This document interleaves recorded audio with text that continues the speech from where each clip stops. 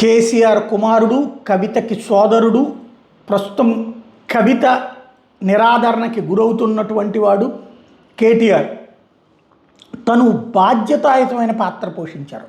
ఆనాడు కవితని అరెస్ట్ చేసిన సందర్భంలో అవసరమైతే తెలంగాణ రాష్ట్ర సమితిని రద్దు చేసి బీఆర్ఎస్ని రద్దు చేసి బీజేపీలో విలీనం చేస్తాను, మా చెల్లెల్ని వదిలిపెట్టండి అని అడిగాడు అన్నటువంటిది ఎవరో చెప్పలేదు. భారతీయ జనతా పార్టీకి సంబంధించినటువంటి ఎంపీ, అనకాపల్లి ఎంపీ సీఎం రమేషే చెప్పారు. దాన్ని బట్టి అర్థం చేసుకోవచ్చు ఆయన ఆ చెల్లి పట్ల ఎంత ప్రేమతో ఉన్నాడన్నది. అయితే అది కవిత మాత్రం అందుకు ఇంట్రెస్టెడ్గా లేదు. కోర్టు తీర్పు మీద ఎక్స్లో కేటీఆర్ పోస్ట్ చేసుకొచ్చారు.